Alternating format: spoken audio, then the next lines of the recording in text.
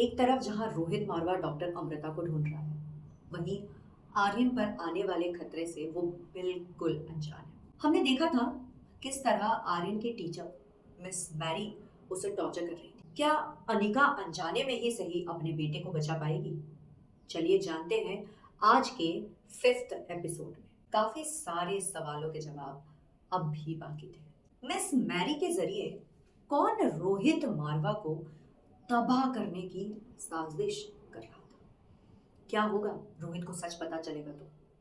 अनिका की pharma company को हथियाने के लिए कामिनी और मनीषा अब किस हद तक जाएंगे? प्रीति के लाख रिक्वेस्ट करने पर भी अनिका बिना कुछ जवाब दिए अपने रूम में चली गई थी और मौके का फायदा उठाना कामिनी को बहुत अच्छे से आता था। वो प्रीति के कान भरने लगी। तुम्हारी अनिका दीदी ने बुआ की जान बचाने से ज्यादा कीमत उस 2 टके की फार्मा कंपनी को दी है। अगर आज ज्योति बुआ को कुछ भी हुआ तो उसकी जिम्मेदार सिर्फ और सिर्फ अनिका ही होगी।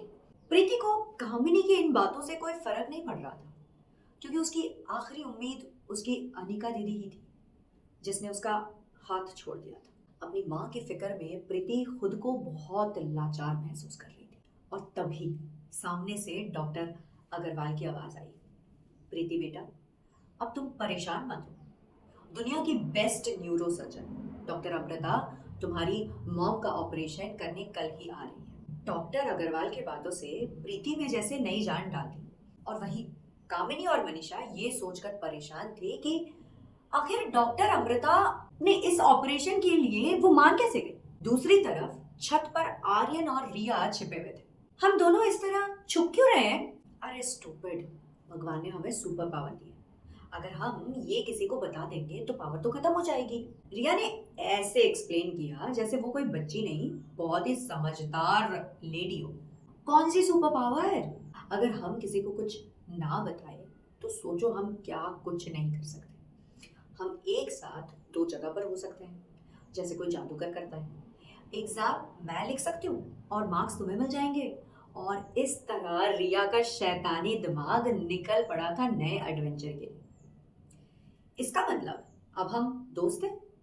आर्यन बहुत खुश था कि अब फाइनल उसका कोई अपने उम्र का फ्रेंड है। नहीं, क्योंकि तुम उस दिन मेरे साथ पिज्जा खाने नहीं आए थे। पर तुम आए क्यों नहीं थे? रिया ने मुंह बनाते हुए कहा। मैं आ रहा था, लेकिन उस दिन मुझे पहली बार मेरी मॉम मिल गई थी, तो मैं उनके साथ चला गया। एक मिनट, मुझे अब समझ आया। उस दिन तुम्हारे डैड ने मुझे आर्यन समझ लिया था और मेरे मम्मा ने तुम्हें रिया। क्या समझे बुद्धू? ओ, अब समझा। अच्छा, क्या तुम प्लीज मेरी एक बात मानोगी? मेरी कोई मॉम नहीं है and I miss my mom. क्या मैं एक रात, बस एक रात मैं क्या रिया बनकर तुम्हारे मॉम के साथ रह सकता हूँ प्लीज? Okay done. बस ध्यान रहे कि मॉम को कुछ पता ना चले हमारे सीक्रेट के बारे में, वरना हमारी पावर्स चली जाएंगी। और ये कहते हुए रिया ने आर्यन को गले लगा लिया। अंजाम की फिक्र किए बिना पूरी प्लानिंग के साथ रिया और आर्यन ने अपने कपड़े चेंज किए और दोनों छत से नीचे आ गए। पर रिया श्योर होना चाहती थी कि 24th फ्लोर की लॉबी में कोई है तो नहीं, इसलिए उसने धीरे से लॉबी का गेट खोला और देखा कि सामने सनी खड़ा है। ये देखते ही रिया का चेहरा सफेद पड़ गया। तुम्हें लगा कि मुझे कुछ समझ नहीं आएगा? मैं सब समझ गया कि यहाँ क्या चल रहा है, सनी ने धमकाते हुए कहा। वहीं दूसरी तरफ हॉस्पिटल में कामिनी ने डॉक्टर अमृता के आने की खबर सुनते ही मौके का फायदा उठाते हुए डॉक्टर अग्रवाल से कहा, मैंने डॉक्टर अमृता को ईमेल्स पर इतनी ज़्यादा रिक्वेस्ट की थी कि वो फाइनली यहाँ आ रही है। सर, क्या मैं डॉक्टर अमृता को इस ऑपरेशन में असिस्ट कर सकती हूँ? ज़रूर कामिनी। वैसे भी इस ऑपरेशन के लिए डॉक्टर अमृता को जूनियर डॉक्टर्स की एक टीम की ज़रूरत होगी। उस लिस्ट में मैं तुम्हारा नाम भी डलवा दूंगा। कामिनी की खुशी का तो कोई ठिकाना ही नहीं था, लेकिन उसको क्या पता था कि जिस न्यूरो सर्जन को वो असिस्ट करने के लिए खुश हो रही है, वो उसी की वही सौतेली बहन है जिसे कामिनी ने हर बार बेइज्जत किया है, थप्पड़ भी मारे। इधर सनी की बात सुनकर रिया को लगा कि उसका और आर्यन का प्लान शुरू होने से पहले ही फेल हो गया। तभी सनी ने आके कहा, मैं जानता हूं कि तुम रोहित भैया से छुपकर छत पर जाकर गेम खेलते हो, है ना? चलो अब जल्दी चलो, मिस मैरी तुम्हारा बहुत देर से इंतजार कर रही है। रिया ने जैसे ही पीछे मुड़कर देखा तो आर्यन कहीं भी नहीं दिखा। उसने धीरे से आर्यन को आवाज दी, आर्यन, आर्यन कहाँ गायब हो गया तुम? सनी चाचू चले गए हैं। और रिया की ये बात सुनकर आर्यन टेरेस पर बनी वाटर टैंक के पीछे से वो बाहर आया और दोनों जोर से हंसने लगे। लेकिन बेचारी रिया को क्या पता था कि आर्यन बनते ही उसका सामना उस खरूस मिस मैरी से हो जाएगा। बदतमीज, बिल्कुल अपने माँ पर गए हो। तुम्हारी इन्हीं हरकतों के वजह से तुम्हारे पापा को तुम्हारे दादाजी ने घर से बेदखल कर दिया। मिस्टर रोहित मारवा की एक भी खूबी नहीं है तुम्हारे अंदर। चलो हाथ आगे करो, चलो चलो। जैसे ही रिया ने हाथ आगे बढ़ाया, अचानक रोहित मारवा वहां आ गया। मिस मैरी, सब ठीक है ना? आर्यन पढ़ाई तो कर रहा है ना? देखिए मिस्टर मारवा, इसने होमवर्क भी पूरा नहीं किया है। मैं इसे मैथ का होमवर्क देती हूँ तो इंग्लिश का करता है, और इंग्लिश का दूं तो हिस्ट्री का। कुछ भी पूछो तो बिल्कुल ऐसे ही भूत बनकर खड़ा हो जाता है। आप मेरी बात मानिए और आर्यन को स्पेशल स्कूल भेज दीजिए। मिस मैरी की बात पूरी भी नहीं हुई थी कि रोहित ने सनी को आवाज दी, ब्रो, मिस मैरी को पूरे साल की फीस दे दो और उनसे कह देना कि हम आर्यन के लिए कोई और अच्छा टीचर ढूंढ लेंगे। और ये सुनते ही मिस मैरी शॉक्ड रह गई, दंग रह गई, बिल्कुल एक भी आवाज नहीं निकल रही थी। मगर रिया इतने आसान से उसे कैसे जाने दे सकती थी? आर्यन का बदला लेने के लिए रिया ने अपनी चाल चली। आंखों में आंसू भर कर वो रोहित से लिपट गई और बोली, आई एम सॉरी डैड, मेरी वजह से आपकी बदनामी हो रही है। मैं आपकी तरह इंटेलिजेंट नहीं हूँ डैड, मैं मॉम की तरह बेवकूफ़ हूँ। दादाजी ने आपको घर से मेरी वजह से निकाला है ना डैड? नहीं बेटा, ऐसी कोई बात नहीं है। लेकिन ये सब तुमसे किसने कहा? रोहित ने हैरान होते हुए पूछा। मिस मैरी ने। रिया का जवाब सुनते ही मिस मैरी के होश उड़ गए। उसकी चोड़ी तो पकड़ी गई थी। अपने बेटे को इतना डरा हुआ, सहमा हुआ देखकर रोहित की आंखों में गुस्से की आग उड़ने लगी। सनी, पुलिस बुलाओ, आगे की पूछताछ इनसे वही करेंगे, और वो भी अपने तरीके से। तब इन्हें समझ आएगा कि टॉर्चर होता क्या है। और याद रहे सनी, इस जन्म में तो मिस मैरी जेल से बाहर ना आ पाए। रोहित का गुस्सा देखकर मिस मैरी तो क्या, सनी भी एक बार के लिए डर तो गया था। और मिस मैरी, वो तो रोहित के पैरों में ही गिर पड़ी और गिड़गिड़ाने लगी। मिस्टर मारवा प्लीज पुलिस को मत बुलाइए। मिस्टर मारवा प्लीज मुझे माफ कर दीजिए, प्लीज मैं आपको सब कुछ बताती हूँ, सब कुछ। मुझे आर्यन को टॉर्चर करने के लिए पैसे मिले थे। रोहित के सब्र का बांध टूट गया था और वो भी खूब तेज चिल्लाया, किसने दिए थे पैसे? कौन है वो, बताओ मुझे। आपके चाचा मिस्टर किशोर मारवा का नाम सुनते ही रोहित के पैरों तले जमीन खिसक गई। लेकिन रोहित मारवा अपने दुश्मनों से निपटना बखूबी जानता था। उधर अनिका की ममता में मदहोश आर्यन हर कोशिश कर रहा था कि उसकी पहचान अनिका के सामने ना आ सके। क्या हुआ रिया, कोई प्रॉब्लम है क्या? आज मेरी गुड़िया इतनी शांत क्यों है? नहीं माँ, मैं तो आज से पहले इतना कुछ कभी हुआ ही नहीं। मेरा मतलब नहीं हुई। कभी कभी तुम्हारी कोई बात समझ नहीं आती मुझे। चलो मैं तुम्हें नहला देती हूँ। अनिका रिया बने आर्यन को बाथरूम की तरफ जाने का इशारा करते हुए बोली। आर्यन ने हाथ छुड़ाते हुए कहा, क्या हुआ? मैं तुम्हारे कपड़े निकाल देती हूँ, जल्दी चलो बाथरूम में। आर्यन जानता था कि अगर अनिका ने उसे नहला दिया तो उसकी सच्चाई सामने आ जाएगी तुरंत।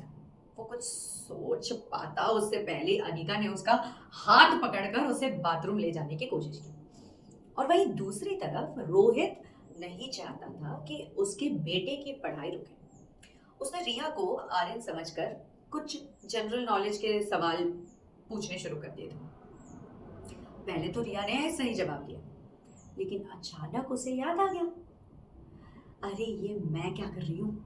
अगर मैंने सारे सवालों के सही जवाब दे दिए तो कहीं डैड मुझ पर शक ना करने लगे। क्या सोच रहे हो आर्यन, क्या सोच रहे हो? जल्दी बताओ, who is the father of the nation?